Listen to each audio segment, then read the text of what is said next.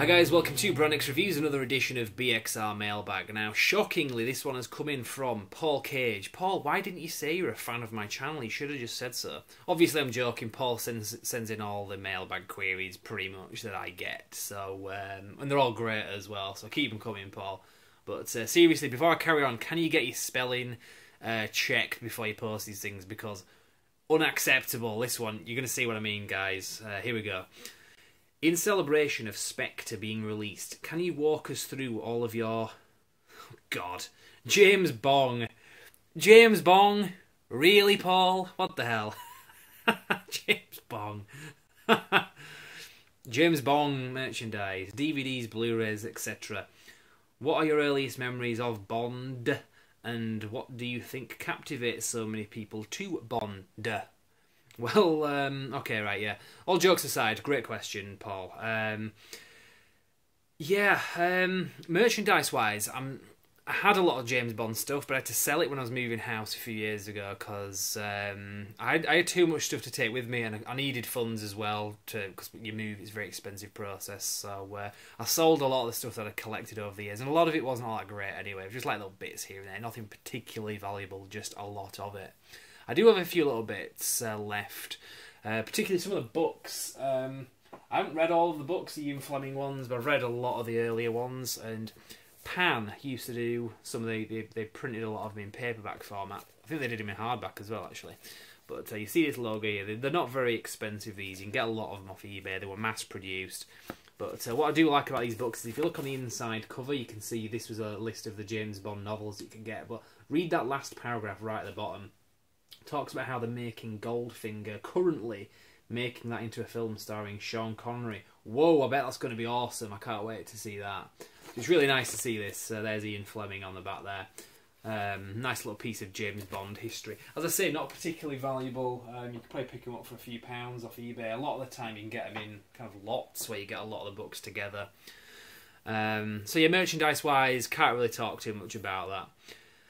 Now the DVDs and the Blu-rays and so on, I can definitely talk about that because I had the James Bond films. It was something I kind of got into.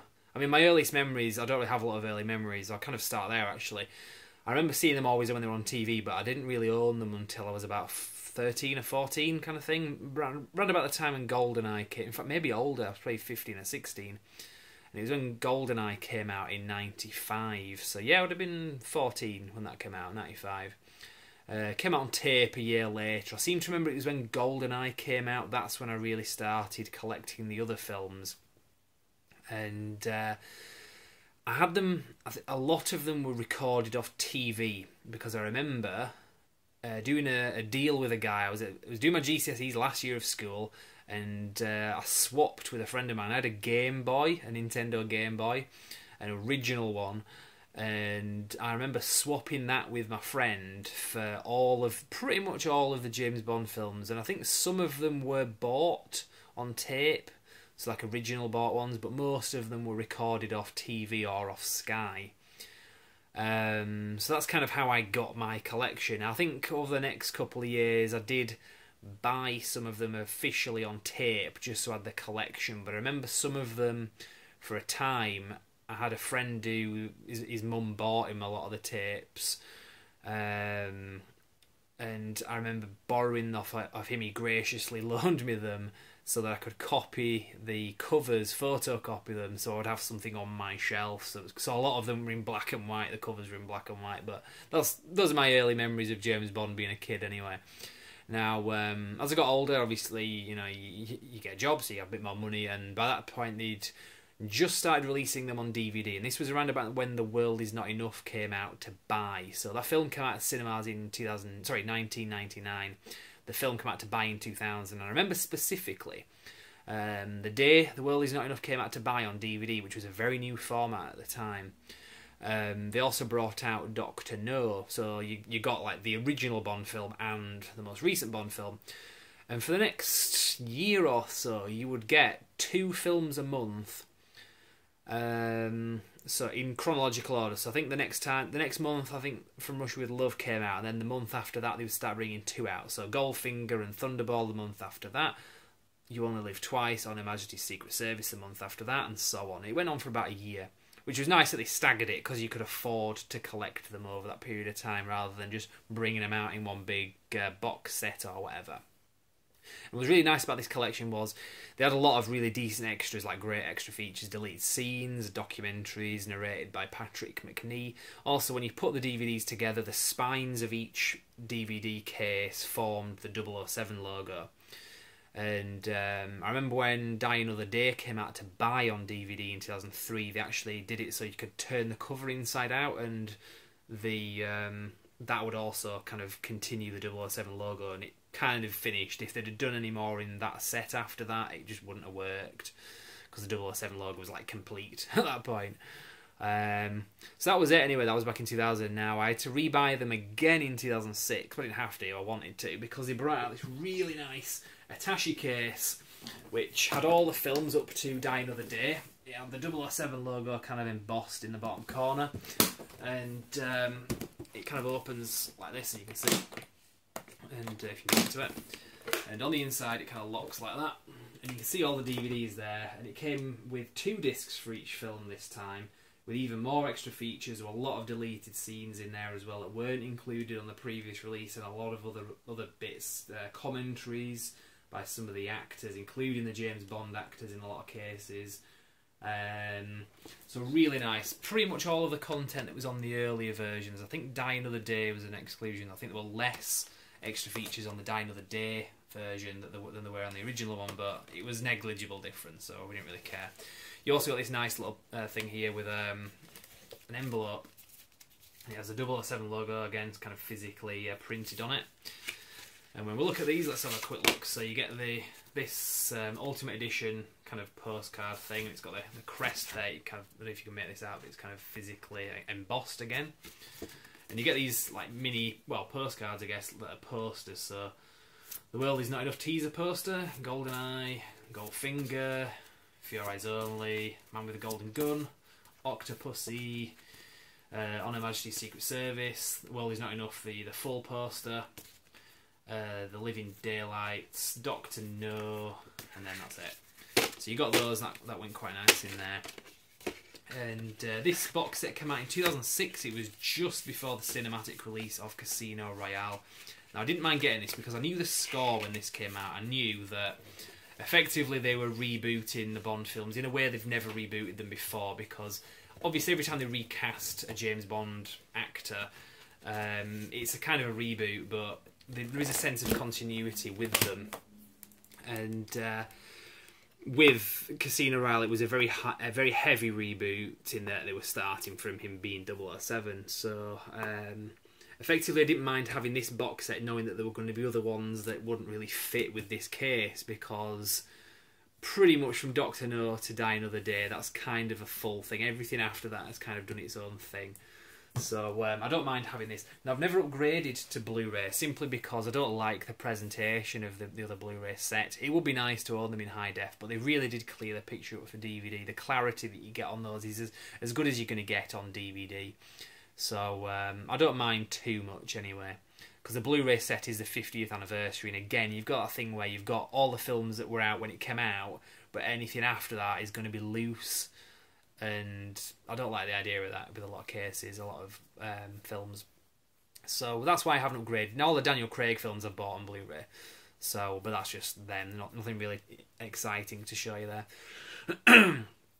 So that's it for the actual films, the Blu-rays, DVDs. You're asking about that. My early memories. That's pretty much it. Finally, I'll kind of end this because you're asking, what do I think it is that captivates so many people to Bond? Well, where do you start with it? It's kind of interesting if you think about it this way, because James Bond is a character that came out of, well, the 1950s in the books, the 60s in the films, but it's Cold War era. So the question is, how does this character fit in a present-day context? Because obviously the collapse of communism in the late 80s, early 90s, with the Berlin Wall coming down, all that stuff. This was a question that was raised when Pierce Brosnan's franchise of James Bond was coming out, because people were, communism had been pretty much failed since, well, the last few years before GoldenEye came out, which was 95. So when they announced it in 94, a lot of people are saying James Bond just has got no purpose or place in what he is. So what did they do? They evolved it. Now, 95 was when the internet was really kind of taking off into what it is now. And so with GoldenEye, you see things like cyber crime, all that kind of stuff. And then you've got Tomorrow Never Dies, people not trusting the media in 1997, and which the plot of that film is about a media mogul. And a lot of things like Fox News and people just not buying what they're presented with on the news and being lied to and all this controversy and all this kind of stuff. And then you had issues with like oil in the Middle East coming up to... Obviously, it was building up to the Iraq War. I mean, you can say like 9/11 and kick-started everything with Afghanistan. It was, no pun intended, it was in the pipeline. You can read pre-9/11 documents that were saying that they wanted to do what they effectively did because of 9/11. They just needed a 9/11 in order to do it. So, and I mentioned 9/11 because it's very... That was kind of the turning point for James Bond in a lot of ways, but The World Is Not Enough was actually 2 years before 9/11. So again, it wasn't in any way ahead of its time. It was a current issue back then, but they used obviously oil and terrorism and pipelines as their thing. So my point being, they'd taken this character that was from that era of the Cold War and evolved him into a present day context that worked and worked very well. It went in with the present issues that things you would see on the news. You would, were relevant in the James Bond films, and they've sort of carried that on to the present day. Now, it pretty much, like I say, 9/11 was a big turning point. Not just for James Bond, but for the action genre in a lot of ways. I mean, there were other key factors as well in kind of cinema history. But in terms of the spy genre, the action genre, things like 9/11 were a big thing. The Bourne films, the first Bourne Identity film had come out in 2002, so that was just after 9/11. I know when they were making that film, 9/11 actually influenced how they finished that film off, because originally it was going to have a big epic action sequence, and they thought, do people really want to see that now, having what they've just witnessed in real life? Not really. So they kind of went for a bit more serious kind of tone with the ending, in terms of it's just not just going to be about big chases and explosions. I mean, there is plenty of that, but that's not all it's about, which is what the Pierce Brosnan films had been about, effectively. They were about big showdowns at the end, explosions and stunts and stuff. So those James Bond films were kind of on the way out. Die Another Day was pretty bad in a lot of ways. I like Die Another Day. I'm not saying it was a bad film, but it had a lot of bad moments, and it was cringe-making moments with Halle Berry. And so, obviously, that got backlash as well. So, all these influences, really, there was a 4-year gap after Die Another Day, and they also got the rights to do Casino Royale by this point as well, so that was another factor. And you can't do Casino Royale faithfully to the book unless you do it as an origin story, effectively. So they kind of rebooted it as softly as they could, but it was in context of the other reboots, when they recasted actors, it was quite a heavy reboot. So, and they used things like terrorism and government-sponsored terrorism and secret societies, a lot of the things that people were talking about at the time. Again, there was a 9/11 reference in there to the insider trading and like put options that was being reported on in real life that were placed on the American Airlines that they were used to crash the planes into the Twin Towers. People made a lot of money off that, apparently, well, allegedly in real life. It was reported on by the mainstream media, so I guess, so that was mentioned in the film because a lot of people were kind of talking about this. And so again, they evolved it. And with the Daniel Craig films, obviously, like I said, the Bourne films were a big influence. I remember seeing that first trailer for Casino Royale and thinking, wow, this is the kind of going the Bourne Identity direction. It has that feel to it. So I think that's kind of what captivates people. It's although it's a very old character and it was born in the Cold War, it's evolved in such a way and it's been done in such a great way that it's been entertaining. The more recent films haven't been too cliche. I know that's something that Spectre got criticised for quite a bit. Not it got criticised by the critics. Overall, I think people liked it, but on the part of the people that were criticising it, that was what they were saying. They were saying this one's too cliche. It's got too many of the kind of old school James Bond stuff. I think it worked probably for most people. Maybe 2/3, maybe 3/4 of people liked it. The remaining didn't. Or if they disliked part of it, that was the part they disliked. I think overall Spectre was very much liked. But you can see my review of that separately anyway. So that kind of brings it into present. So I think I've answered all your question there, and I feel like I've kind of rambled on a bit, so I'm gonna leave it there. So if you've got any more questions, Paul, keep them coming. I know you've still got some more that I haven't answered. I will get to them. So for now, I'll leave it there.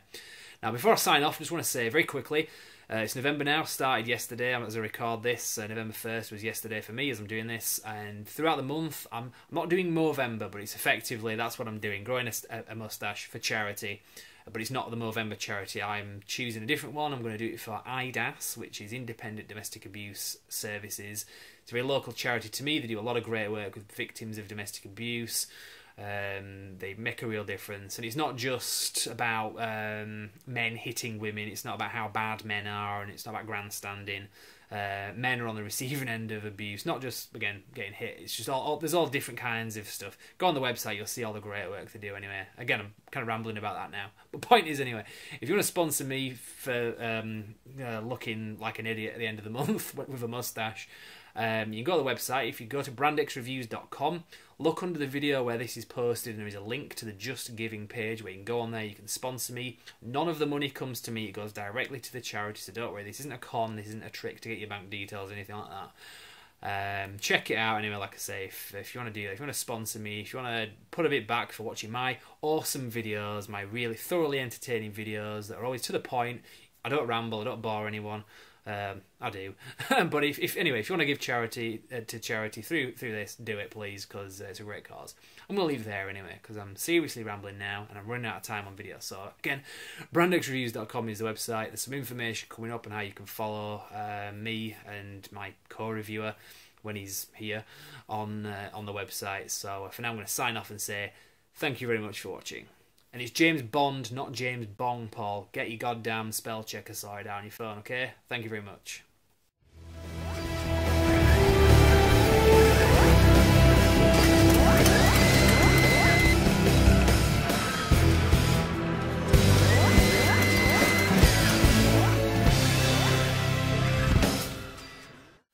Hi guys, I hope you enjoyed the video. Just so you know, for more news, reviews and retrospectives, you can like our page on Facebook, simply called Brand X Reviews. But as well as that, you can also subscribe to us on YouTube via this video. You can also bookmark our website, which is brandxreviews.com, which is pretty much a central hub for everything that I've just mentioned. So check that out, and we will see you next time. Thank you very much.